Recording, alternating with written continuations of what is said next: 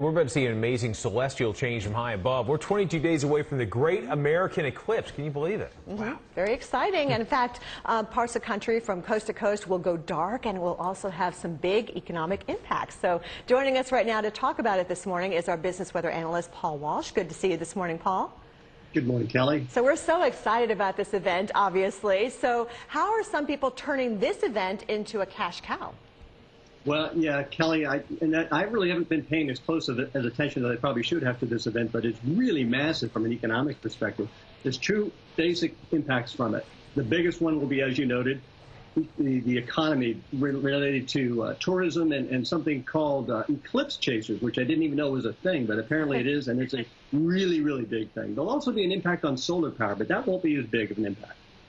Paul, let's talk a little bit more about the tourism idea of it. I've been chatting with friends all around the country who plan on being on the path of this, and they've said that some of these spots, some of these cities, hotel rooms have been sold out for the longest time. Okay, they're just not available. So how big of an impact is that going to be on tourism?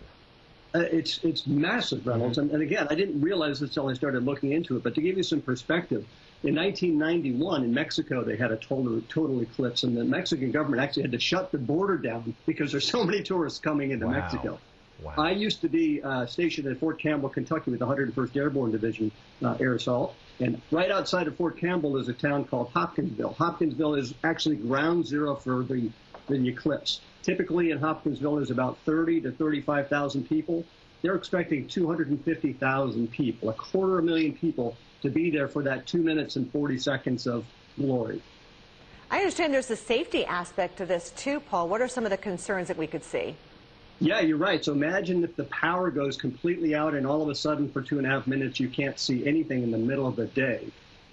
And you've got that many people in that small amount of an area. So that basically bodes ill for many different things that could happen.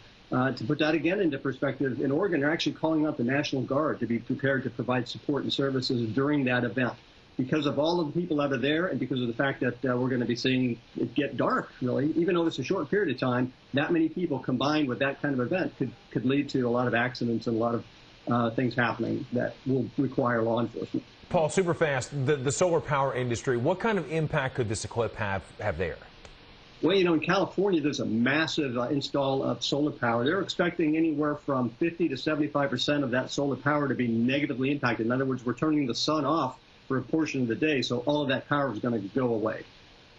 Okay. They do store it up somehow, but still, it's going to be pretty amazing to see the impacts all over the country. Paul, thank you so much for joining us this morning. And Reynolds, you know where you're going to be for the event? Not 100% sure, but we'll find out soon Somewhere in the middle of the country. So from Oregon to South Carolina, that is where the main event is going to be taking place. And we're just 22 days out to the total solar eclipse. And of course, we are going to have all-day coverage here on the Weather Channel. Our meteorologists, including Reynolds, will be out there spread out from Oregon to South Carolina, so make sure you grab those safety glasses and tune in. Hey, get this though, you could win a chance to see the eclipse from the sky. We're giving away a trip for two to watch the eclipse 35,000 feet in the air over the Pacific. We'll tell you how right there. You see the address. Deadline to enter is August 7th.